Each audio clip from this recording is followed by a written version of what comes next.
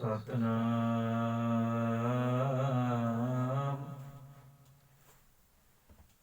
ਵਾਹਿਗੁਰੂ।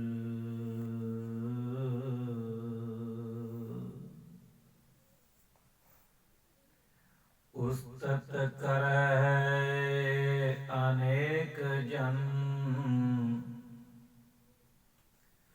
ਅੰਤ ਨ ਪਾਰਾਵਾਰ।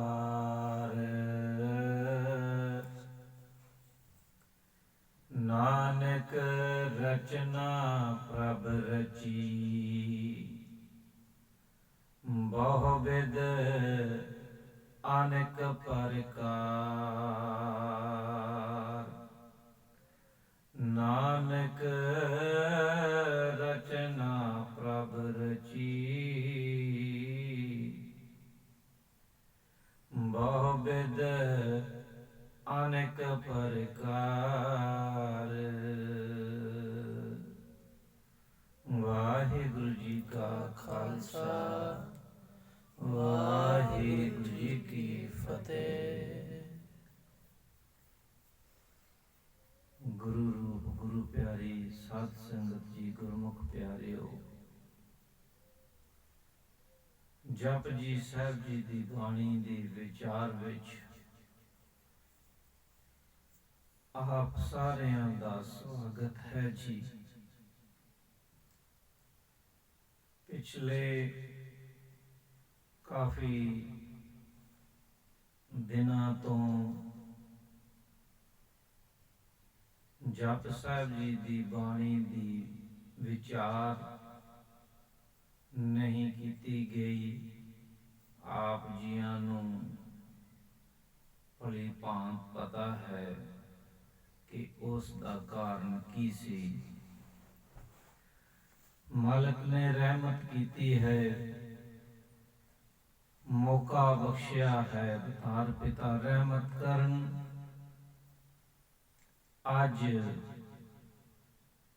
ਆਪਾਂ ਜਪ ਸਾਹਿਬ ਜੀ ਦੀ, ਜਪਜੀ ਸਾਹਿਬ ਜੀ ਦੀ 22ਵੀਂ ਪੌੜੀ ਨੂੰ ਸਮਝਾਂਗੇ। ਪਿਛਲੀਆਂ ਪੌੜੀਆਂ ਵਿੱਚ ਗੁਰੂ ਸਾਹਿਬ ਨੇ ਸਾਨੂੰ ਹੁਣ ਤੱਕ ਵੱਖ-ਵੱਖ ਪਹਿਲੂਆਂ ਤੋਂ ਸਮਝਾਇਆ ਹੈ। ਗੁਰੂ ਨਾਨਕ ਪਾਤਸ਼ਾਹ ਨੇ ਜਪਜੀ ਸਾਹਿਬ ਜੀ ਦੀ ਪਹਿਲੀ ਪੌੜੀ ਦੇ ਵਿੱਚ ਓਂਕਾਰ ਨੂੰ, ਪਰਮ ਪਿਤਾ ਪਰਮੇਸ਼ਵਰ ਨੂੰ ਸਮਝਾਇਆ। ਉਸ ਦੀ ਡੈਫੀਨੇਸ਼ਨ ਦੱਸੀ ਗਈ ਕਿ ਪ੍ਰਮਾਤਮਾ ਕੀ ਹੈ, ਉਸ ਦੇ ਕੀ ਗੁਣ ਹਨ। ਦੂਸਰੀ ਪੌੜੀ ਦੇ ਵਿੱਚ ਗੁਰੂ ਸਾਹਿਬ ਨੇ ਆਪਾਂ ਨੂੰ ਸਾਰਿਆਂ ਨੂੰ ਹੁਕਮ ਦੇ ਵਿੱਚ, ਉਸ ਮਾਲਕ ਦੇ ਹੁਕਮ ਵਿੱਚ ਚੱਲਣ ਲਈ ਕਿਹਾ ਹੈ। ਹੁਕਮ ਰਜਾਈ ਚੱਲਣਾ, ਉਸ ਦੇ ਹੁਕਮ ਦੇ ਵਿੱਚ ਚੱਲਣ ਦੀ ਗੱਲ ਕੀਤੀ ਹੈ। ਤੀਸਰੀ ਪੌੜੀ ਦੇ ਵਿੱਚ ਵੱਖ-ਵੱਖ ਤਰੀਕੇ ਨਾਲ, ਅਲੱਗ-ਅਲੱਗ ਤਰੀਕਿਆਂ ਦੇ ਨਾਲ ਮਨੁੱਖਾਂ ਦੇ ਵੱਲੋਂ ਉਸ ਮਾਲਕ ਦੇ ਗੁਣ ਗਾਏ ਜਾ ਰਹੇ ਹਨ। ਇਸ ਬਾਰੇ ਸਮਝਾਇਆ ਹੈ। ਗੁਰੂ ਸਾਹਿਬ ਨੇ ਕਿਹਾ ਹੈ, ਗਾਵੇ ਕੋ ਤਾਣ ਹੋਵੇ ਕਿਸੈ ਤਾਣ, ਗਾਵੇ ਕੋ ਦਾਤ ਜਾਣੈ ਨਿਸ਼ਾਨ, ਗਾਵੇ ਕੋ ਗੁਣ ਵਡਿਆਈਆਂ। ਇਹ ਸਾਰੇ ਹੀ ਤੀਸਰੀ ਪੌੜੀ ਦੇ ਵਿੱਚ ਗੁਰੂ ਸਾਹਿਬ ਨੇ ਸਮਝਾਇਆ ਹੈ ਕਿ ਬੇਅੰਤ ਮਨੁੱਖ ਉਸ ਮਾਲਕ ਨੂੰ ਵੱਖ-ਵੱਖ ਤਰੀਕੇ ਦੇ ਨਾਲ ਉਸ ਦੇ ਗੁਣਾਂ ਨੂੰ ਗਾ ਰਹੇ ਹਨ। ਚੌਥੀ ਪੌੜੀ ਦੇ ਵਿੱਚ ਗੁਰੂ ਨਾਨਕ ਪਾਤਸ਼ਾਹ ਨੇ ਦੱਸਿਆ ਹੈ ਕਿ ਸਾਰਾ ਸੰਸਾਰ ਉਸ ਦੀਆਂ ਦਿੱਤੀਆਂ ਹੋਈਆਂ ਦਾਤਾਂ ਨੂੰ ਭੋਗ ਰਿਹਾ ਹੈ। ਸਾਚਾ ਸਾਹਿਬ ਸੱਚ ਨਾਏ ਭਾਖਿਆ ਭਾਉ ਅਪਾਰ ਆਖੈ ਮੰਗੈ ਦੇ ਦੇ ਦਾਤ ਕਰੇ ਦਾਤਾਰ। ਗੁਰੂ ਨਾਨਕ ਪਾਤਸ਼ਾਹ ਨੇ ਦੱਸਿਆ ਹੈ ਕਿ ਸਾਰਾ ਸੰਸਾਰ, ਇਹ ਸਾਰੀ ਕਾਇਨਾਤ ਉਸ ਮਾਲਕ ਦੀਆਂ ਦਿੱਤੀਆਂ ਹੋਈਆਂ ਦਾਤਾਂ ਨੂੰ ਭੋਗ ਰਹੀ ਹੈ। ਪੰਜਵੀਂ ਪੌੜੀ ਦੇ ਵਿੱਚ ਗੁਰੂ ਨਾਨਕ ਪਾਤਸ਼ਾਹ ਸਮਝਾ ਰਹੇ ਨੇ ਕਿ ਪਰਮਾਤਮਾ ਜਿਹੜਾ ਹੈ ਉਹ ਕਿਸੇ ਦਾ ਥਾਪਿਆ ਹੋਇਆ ਨਹੀਂ, ਥਾਪਿਆ ਨਾ ਜਾਏ ਕੀਤਾ ਨਾ ਹੋਏ, ਆਪੇ ਆਪ ਨਿਰੰਜਨ ਸੋਏ। ਉਹ ਮਾਲਕ ਹਰੀ ਪ੍ਰੀਤਮ ਪਿਆਰਾ ਆਪਣੇ ਆਪ ਦੇ ਵਿੱਚ ਆਪ ਹੀ ਪੈਦਾ ਹੋਇਆ ਹੈ, ਉਸ ਨੂੰ ਥਾਪਿਆ ਨਹੀਂ ਜਾ ਸਕਦਾ, ਨਾ ਹੀ ਕਿਸੇ ਨੇ ਥਾਪਿਆ ਹੈ। ਛੇਵੀਂ ਪੌੜੀ ਦੇ ਵਿੱਚ ਗੁਰੂ ਸਾਹਿਬ ਨੇ ਇਹ ਦੱਸਿਆ ਹੈ, ਇਹ ਜਣਾ ਦਿੱਤਾ ਹੈ ਕਿ ਸਾਰੇ ਜੀਵਾਂ ਦਾ ਉਹ ਆਪ ਇੱਕ ਦਾਤਾ ਹੈ। ਗੁਰੂ ਪਾਤਸ਼ਾਹ ਨੇ ਦੱਸਿਆ ਹੈ ਕਿ ਗੁਰਾਂ ਨੇ, ਮੇਰੇ ਗੁਰੂ ਨੇ ਮੈਨੂੰ ਇਹ ਸੋਝੀ ਪਾ ਦਿੱਤੀ ਹੈ, ਮੈਨੂੰ ਇਹ ਸਮਝ ਪਾ ਦਿੱਤੀ ਹੈ ਕਿ ਸਾਰੇ ਜੀਵਾਂ ਦਾ, ਜੋ ਵੀ ਇਸ ਕਾਇਨਾਤ ਦੇ ਵਿੱਚ, ਕੁਦਰਤ ਦੇ ਵਿੱਚ ਅਸੀਂ ਦੇਖ ਰਹੇ ਹਾਂ, ਉਹ ਸਾਰੇ ਜੀਵਾਂ ਦਾ ਪਾਲਣਹਾਰਾ, ਦਾਤਾ, ਦਾਤਾਰ ਉਹ ਹਰੀ ਪ੍ਰੀਤਮ ਪਿਆਰਾ ਹੈ। ਗੁਰਾਂ ਇੱਕ ਦੇਹ ਬੁਝਾਈ ਸਭਨਾ ਜੀਆਂ ਕਾ ਇੱਕ ਦਾਤਾ, ਸੋ ਮੈਂ ਵਿਸਰ ਨਾ ਜਾਈ। ਉਸ ਨੂੰ ਵਿਸਰ ਨਾ ਜਾਈਏ ਕਿਤੇ, ਗੁਰੂ ਸਾਹਿਬ ਸਾਨੂੰ ਸਮਝਾ ਰਹੇ ਹਨ। ਸਤਵੀਂ ਪੌੜੀ ਦੇ ਵਿੱਚ ਗੁਰੂ ਸਾਹਿਬ ਨੇ ਇਹ ਸਮਝਾਇਆ ਹੈ ਕਿ ਪਰਮਾਤਮਾ ਜੇ ਉਹ ਚਾਹੇ ਤਾਂ ਜਿਹਦੇ ਅੰਦਰ ਕੋਈ ਗੁਣ ਨਹੀਂ, ਨਿਗੁਣਿਆਂ ਨੂੰ ਗੁਣਵਾਨ ਕਰ ਸਕਦਾ ਹੈ। 8ਵੀਂ ਤੋਂ 11ਵੀਂ ਪੌੜੀ ਤੱਕ ਗੁਰੂ ਦੀ ਸਿੱਖਿਆ ਨੂੰ ਮੰਨਦੇ ਹੋਏ ਉਸ ਮਾਲਕ ਪ੍ਰੀਤਮ ਪਿਆਰੇ ਹਰੀ ਪ੍ਰਭੂ ਦੇ ਨਾਮ ਦੇ ਨਾਲ, ਓਂਕਾਰ ਦੇ ਨਾਲ ਜੁੜਨ ਲਈ ਸਮਝਾਇਆ ਹੈ, ਤਾਂ ਜੋ ਉਸ ਮਾਲਕ ਦੇ ਨਾਮ ਦੇ ਨਾਲ ਜੁੜ ਕੇ ਮਨੁੱਖ ਸਦਾ ਉੱਥੇ ਆਨੰਦ ਦੇ ਵਿੱਚ ਰਹਿ ਸਕੇ। 12ਵੀਂ ਤੋਂ 15ਵੀਂ ਪੌੜੀ ਤੱਕ ਗੁਰੂ ਸਾਹਿਬ ਨੇ ਮੰਨਣ ਦੀ ਗੱਲ ਕੀਤੀ ਹੈ। ਪ੍ਰਭੂ ਦੇ ਨਾਮ ਦੇ ਨਾਲ ਜੁੜ ਕੇ ਉਸ ਮਾਲਕ ਨੂੰ ਮਨ ਕਰਕੇ, ਬੋਲਾਂ ਕਰਕੇ, ਕਰਮਾਂ ਕਰਕੇ ਮੰਨਣ ਦੀ ਗੱਲ ਕੀਤੀ ਹੈ। ਜੋ ਵੀ ਮਨੁੱਖ ਕਰਮ ਕਰਕੇ, ਬੋਲਾਂ ਕਰਕੇ, ਮਨ ਕਰਕੇ ਉਸ ਹਰੀ ਪ੍ਰੀਤਮ ਪਿਆਰੇ ਦੇ ਨਾਲ ਜੁੜਦਾ ਹੈ,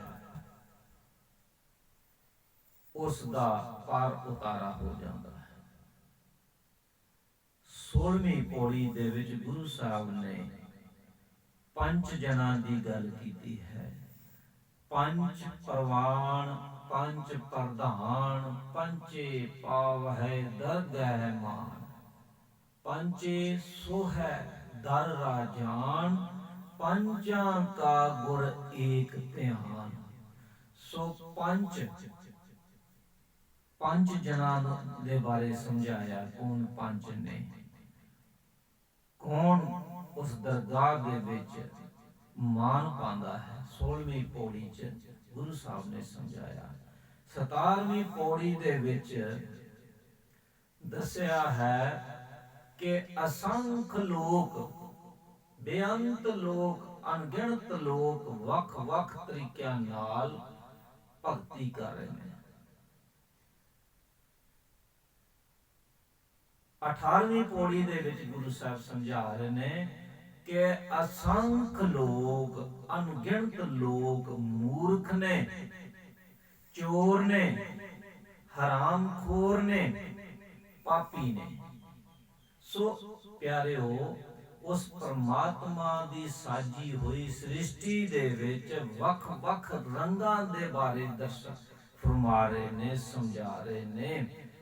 ਅਗਰ ਕੋਈ ਪਾਪੀ ਹੈ, ਚੋਰ ਹੈ, ਉਹ ਆਪਣੇ ਕਰਮ ਖਰਾਬ ਕਰ ਰਿਹਾ ਹੈ, ਲੇਕਿਨ ਹੈ ਉਸ ਮਾਲਕ ਦੇ ਭਾਣੇ ਦੇ ਅੰਦਰ ਹੀ, ਉਸ ਪ੍ਰੀਤਮ ਪਿਆਰੇ ਦੇ ਹੁਕਮ ਦੇ ਵਿੱਚ ਹੀ ਹੈ। 19ਵੀਂ ਪੌੜੀ ਦੇ ਵਿੱਚ ਪਰਮਾਤਮਾ ਵੱਲੋਂ ਸਾਜੀ ਹੋਈ ਇਸ ਨੇਚਰ ਨੂੰ, ਕੁਦਰਤ ਨੂੰ ਬੇਅੰਤ ਨਾਵਾਂ ਨਾਲ ਜਾਣਿਆ ਜਾ ਰਿਹਾ ਹੈ। ਇਸ ਬਾਰੇ ਸਮਝਾਇਆ ਗਿਆ ਹੈ। ਅਸੰਖ ਨਾਮ, ਅਸੰਖ ਥਾਪ, ਅਗੰਮ ਅਗੰਮ ਅਸੰਖ ਲੋ, ਅਸੰਖ ਕਹੇ ਸਿਰ ਭਾਰ ਹੋਏ। ਗੁਰੂ ਸਾਹਿਬ ਕਹਿ ਰਹੇ ਨੇ ਕਿ ਅਸੰਖ ਨਾਵਾਂ ਦੇ ਨਾਲ, ਅਸੰਖ ਥਾਵਾਂ ਦੇ ਕਰਕੇ ਉਸ ਮਾਲਕ ਦੀ ਰਚੀ ਹੋਈ ਰਚਨਾ ਨੂੰ ਜਾਣਿਆ ਜਾ ਰਿਹਾ ਹੈ। ਪਰੰਤੂ ਅਸੰਖ ਕਹਿਣਾ ਵੀ ਇੱਕ ਛੋਟੀ ਗੱਲ ਹੈ। ਇਹ ਕਹਿੰਦਿਆਂ ਵੀ ਇੰਜ ਲੱਗਦਾ ਹੈ ਕਿ ਉਸ ਮਾਲਕ ਦੀ ਰਚੀ ਹੋਈ ਸ੍ਰਿਸ਼ਟੀ ਨੂੰ ਜਾਣ ਲਿਆ, ਤੇ ਅਸੀਂ ਉਸ ਨੂੰ ਅਸੰਖ ਇੱਕ ਕਿਰਿਆ ਦੇ ਦਿੱਤੀ। ਅਸੰਖ ਵੀ ਨਹੀਂ ਕਿਹਾ ਜਾ ਸਕਦਾ। 20ਵੀਂ ਪੌੜੀ ਦੇ ਵਿੱਚ ਗੁਰੂ ਸਾਹਿਬ ਨੇ ਮੱਤ ਤੇ ਚੜੀ ਪਾਪਾਂ ਦੀ ਮੈਲ ਨੂੰ ਕਿੰਜ ਧੋਣਾ ਹੈ, ਪੁੰਨ ਅਤੇ ਪਾਪ ਕੀ ਹਨ, ਕਰਮ ਕਰਕੇ ਮਨੁੱਖ ਕਿੰਜ ਬੀਜ ਬੀਜਦਾ ਹੈ, ਤੇ ਕਿੰਜ ਮਨੁੱਖ ਬਾਰ-ਬਾਰ ਆਪਣੇ ਬੀਜੇ ਹੋਏ ਬੀਜ ਦੇ ਫਲ ਨੂੰ ਚੁਗਣ ਲਈ ਬਾਰ-ਬਾਰ ਜਨਮ ਲੈਂਦਾ ਹੈ। ਜਗਤ ਗੁਰੂ ਅਕਾਲ ਰੂਪ ਸਾਹਿਬ ਸ੍ਰੀ ਗੁਰੂ ਨਾਨਕ ਦੇਵ ਜੀ ਰਹਿਮਤ ਕਰਨ ਕਿ ਜਪ ਬਾਣੀ ਵਿੱਚ ਉਹਨਾਂ ਵੱਲੋਂ ਕੀਤੇ ਗਏ ਇਸ਼ਾਰੇ ਸਾਡੀ ਸਮਝ ਵਿੱਚ ਆ ਸਕਣ ਅਤੇ ਅਸੀਂ ਉਹਨਾਂ ਦੀ ਸਿੱਖਿਆ ਅਨੁਸਾਰ ਜੀਵਨ ਜੀ ਸਕੀਏ।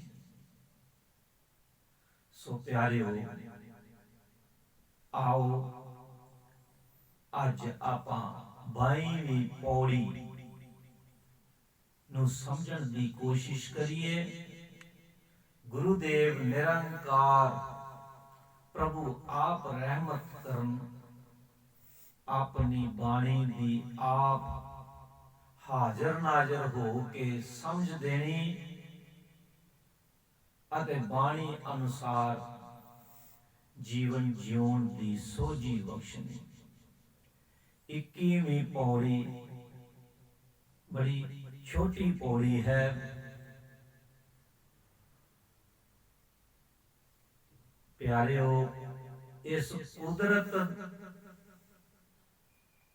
ਨੂੰ ਸਮਝਾਉਂਦੇ ਹੋਏ ਗੁਰੂ ਨਾਨਕ ਪਾਤਸ਼ਾਹ 21ਵੀਂ ਪੌੜੀ ਦੇ ਵਿੱਚ ਆਪਾਂ ਨੂੰ ਸਮਝਾ ਰਹੇ ਨੇ ਕਿ ਪਾਤਾਲਾ ਪਾਤਾਲ ਲਖ ਆਗਾਸਾ ਆਗਾਸ। ਗੁਰੂ ਨਾਨਕ ਪਾਤਸ਼ਾਹ ਦੀ ਰਚੀ ਹੋਈ ਇਸ ਰਚਨਾ ਤੋਂ ਵਾਰੇ ਜਾਈਏ। ਸਾਇੰਸਦਾਨ ਗੁਰੂ ਨਾਨਕ ਪਾਤਸ਼ਾਹ ਦੀ ਰਚੀ ਹੋਈ ਰਚਨਾ ਤੋਂ ਬਹੁਤ ਪਿੱਛੇ ਹਨ, ਬਹੁਤ ਪਿੱਛੇ ਕੀ ਪਹੁੰਚ ਹੀ ਨਹੀਂ ਸਕਦੇ। ਗੁਰੂ ਸਾਹਿਬ ਸਮਝਾ ਰਹੇ ਨੇ ਕਿ ਪ੍ਰਮਾਤਮਾ ਦੀ ਰਚੀ ਇਸ ਰਚਨਾ, ਕੁਦਰਤ, ਨੇਚਰ, ਬ੍ਰਹਮੰਡ ਦੇ ਅੰਦਰ ਲੱਖਾਂ ਹੀ ਪਾਤਾਲ ਨੇ। ਕੱਲਾ ਆ ਪਾਤਾਲ ਜੋ ਆਪਾਂ ਨੂੰ ਨਜ਼ਰ ਆ ਰਿਹਾ ਇਹ ਨਹੀਂ, ਪਾਤਾਲਾ ਪਾਤਾਲ, ਲੱਖ ਆਗਾਸਾ ਆਗਾਸ। ਕੱਲਾ ਆ ਆਕਾਸ਼ ਜਿਹੜਾ ਨਜ਼ਰ ਆ ਰਿਹਾ ਇਹੀ ਆਕਾਸ਼ ਨਹੀਂ, ਲੱਖਾਂ ਦੀ ਗਿਣਤੀ ਦੇ ਵਿੱਚ ਹੋਰ ਆਕਾਸ਼ ਨੇ। ਸੋ ਪਿਆਰਿਓ, ਸਾਇੰਟਿਸਟ ਜੋ ਹੈ ਉਹ ਖੋਜ ਦੇ ਵਿੱਚ ਲੱਗੇ ਹੋਏ ਨੇ, ਪਰ ਉਹਨਾਂ ਵੱਲੋਂ ਅਜੇ ਤੱਕ 2-4 ਬ੍ਰਹਮੰਡ ਦੀ ਖੋਜ ਦੀ ਹੀ ਗੱਲ ਕੀਤੀ ਗਈ ਹੈ। ਚੰਦਰਮਾ ਦੀ ਜਾਂ 2-3 ਹੋਰ ਨੇ ਜਿਨ੍ਹਾਂ ਦੀ ਖੋਜ ਦੀ ਗੱਲ ਕੀਤੀ ਜਾ ਰਹੀ ਹੈ। ਅਜੇ ਕੇਵਲ ਉਹ ਲੋਕੇਟ ਹੀ ਕੀਤੇ ਨੇ, ਲੱਭੇ ਹੀ ਨੇ, ਅਜੇ ਉਹਨਾਂ ਦੀ ਮੁਕੰਮਲ ਖੋਜ ਨਹੀਂ। ਤੇ ਪਿਆਰਿਓ, ਤੁਸੀਂ ਸੋਚੋ ਜਰਾ, ਗੁਰੂ ਨਾਨਕ ਪਾਤਸ਼ਾਹ ਕਿੰਨੀ ਅੱਗੇ ਦੀ ਗੱਲ ਕਰ ਰਹੇ ਨੇ ਕਿ ਪਾਤਾਲਾ ਪਾਤਾਲ, ਲੱਖ ਆਗਾਸਾ ਆਗਾਸ। ਕੀ ਕਹਿ ਰਹੇ ਨੇ? ਓੜਕ ਓੜਕ। ਓੜਕ, ਓੜਕ ਤੋਂ ਭਾਵ ਹੁੰਦਾ ਕਿਸੇ ਦੀ ਹੱਦ, ਕਿਸੇ ਦੀ ਸਿਖਰਲੀ ਸੀਮਾ। ਕਹਿੰਦੇ ਓੜਕ ਓੜਕ ਭਾਲ ਥੱਕੇ।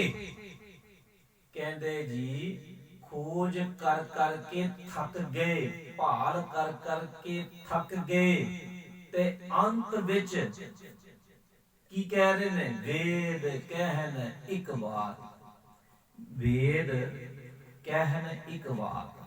ਕਹਿੰਦੇ ਵੇਦ ਵੀ, ਸਾਰੇ ਵੇਦ ਵੀ ਇੱਕ ਮਤ ਹੋ ਕੇ ਇਹੀ ਗੱਲ ਕਹਿ ਰਹੇ ਨੇ। ਕੀ ਕਹਿ ਰਹੇ ਨੇ? ਕਿ ਸਹਿਸ 18 ਹੈ, ਕਹਿਨ ਕਤੇਬਾ ਅਸਲੂ ਇੱਕ ਧਾਤ। ਬੜੀ ਡੂੰਗੀ ਤੁਕ ਗੁਰੂ ਨਾਨਕ ਪਾਤਸ਼ਾਹ ਦੱਸ ਰਹੇ ਨੇ। ਮਾਲਕ ਸੱਚੇ ਪਾਤਸ਼ਾਹ ਰਹਿਮਤ ਕਰਨ, ਆਪ ਇਸ ਤੁਕ ਨੂੰ ਸਮਝ ਪਾ ਦੇਣ, ਇਸ ਤੁਕ ਦੀ ਸੋਝੀ ਪਾ ਦੇਣ। ਕਹਿੰਦੇ ਨੇ ਸਹਿਸ, ਸਹਿਸ ਕਹਿੰਦੇ ਨੇ 1000 ਨੂੰ, 18 ਗਿਣਤੀ ਹੈ।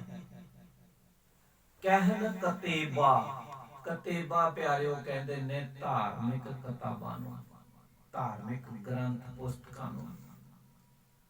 ਹੁਣ ਕੁੱਲ 18000 ਗੁਰੂ ਨਾਨਕ ਪਾਤਸ਼ਾਹ ਕਹਿ ਰਹੇ ਨੇ, ਸਹਿਸ 18 ਕਹਿਣ ਕਤੇਬਾ। ਕਹਿੰਦੇ ਧਾਰਮਿਕ 18000 ਕਤੇਬ, ਪੁਸਤਕਾਂ, ਗ੍ਰੰਥ। ਕੀ ਕਹਿ ਰਹੇ ਨੇ? ਹੁਣ ਇਹ 18000 ਨੂੰ ਪਿਆਰਿਓ 4 ਕੈਟਾਗਰੀਆਂ 'ਚ ਵੰਡਿਆ ਗਿਆ। 18000 ਪੁਸਤਕਾਂ ਨੂੰ 4 ਕੈਟਾਗਰੀਆਂ ਦੇ ਵਿੱਚ ਵੰਡਿਆ ਗਿਆ ਹੈ। ਕਿਹੜੀ ਕਿਹੜੀ ਕੈਟਾਗਰੀ ਹੈ? ਕੁਰਾਨ, ਅੰਜੀਲ, ਤੋਰੇਤ, ਜੰਬੂਰ। ਇਹ 4 ਕੈਟਾਗਰੀਆਂ। ਇਹ ਚਾਰੇ ਕੈਟਾਗਰੀਆਂ ਦੀਆਂ 18000 ਧਾਰਮਿਕ ਪੁਸਤਕਾਂ, ਗ੍ਰੰਥ ਕੀ ਕਹਿ ਰਹੇ ਨੇ? ਕਹਿੰਦੇ ਅਸਲੂ ਇੱਕ ਧਾਤ।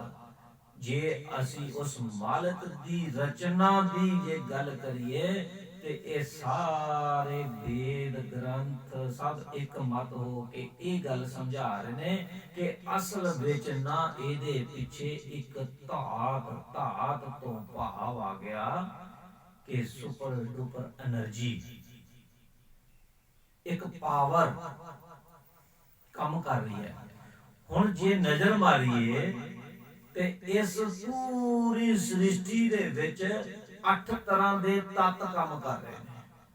8 ਤਰ੍ਹਾਂ ਦੇ ਤੱਤ, ਤੇ ਉਹਨਾਂ 8 ਹੀ ਤੱਤਾਂ ਦੇ ਪਿੱਛੇ ਇੱਕ ਪਾਵਰ ਹੈ ਜਿਹੜੀ ਉਹ ਅੱਠਾਂ ਤੱਤਾਂ ਨੂੰ ਚਲਾ ਰਹੀ ਹੈ। ਇਹ 8 ਤੱਤ ਕਿਹੜੇ ਕਿਹੜੇ ਨੇ ਪਿਆਰਿਓ? ਚਮੜੀ, ਵਾਲ, ਲਹੂ, ਨਾੜਾਂ, ਹੱਡੀਆਂ, ਮਸ਼ਲ ਜਿਹਨੂੰ ਕਹਿ ਦਿੰਦੇ ਆ, ਪੱਠੇ, ਮਸਲ, ਚਰਬੀ ਤੇ ਵੀਰਜ।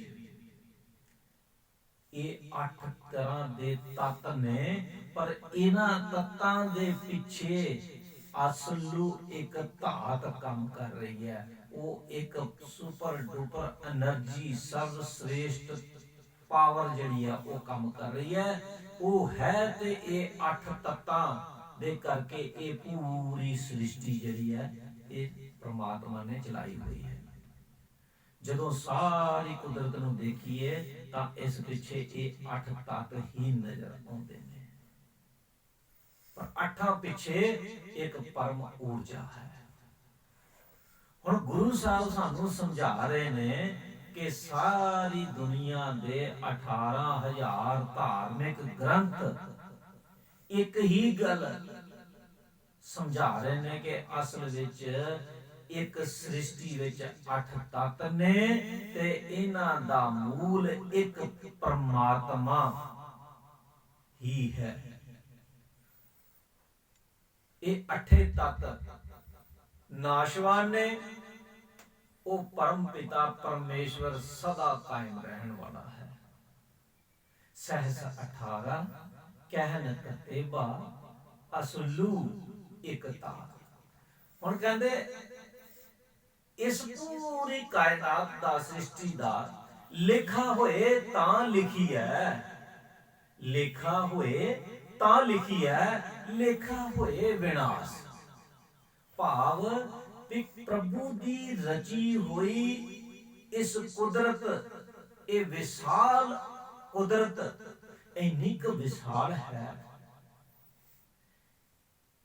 कितनी विशाल है कि इसका कोई भी लेखा, हिसाब किताब, मापदंड नहीं लभ्या जा सकता। लेखा होए तां लिखी है, कहते लिखिया ते तां जा सकता कि जे इसका कोई आरला पारला बना किसी नूं लभ्या होवे,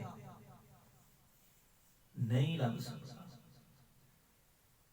फिर कहते नानक वड्डा आखिया। हुण कहते कि लेखा होए विनाश, लेखा होए विनाश तो भाव कि जेकर कोई लेखा जानने की कोशिश भी करता है ना, ਤੇ ਉਹਦਾ ਜਿਹੜਾ ਜਾਣਿਆ ਹੋਇਆ ਲੇਖਾ ਉਹ ਵਿਨਾਸ਼ ਹੋ ਜਾਂਦਾ ਹੈ, ਕਿਉਂਕਿ ਸਦਾ ਸਥਿਰ ਰਹਿਣ ਵਾਲਾ ਕੋਈ ਜੀਵ ਨਹੀਂ। ਉਹ ਆਪ ਆਪਣੇ ਆਪ ਨੂੰ ਉਹ ਆਪ ਹੀ ਜਾਣ ਸਕਦਾ ਹੈ। ਉਹ ਕਿੱਡਾ ਵੱਡਾ ਆ ਉਹ ਆਪੇ ਹੀ ਜਾਣ ਸਕਦਾ ਹੈ। ਨਾਨਕ ਵੱਡਾ ਆਖੀਆ। ਗੁਰੂ ਨਾਨਕ ਪਾਤਸ਼ਾਹ ਕੀ ਕਹਿ ਰਹੇ ਨੇ?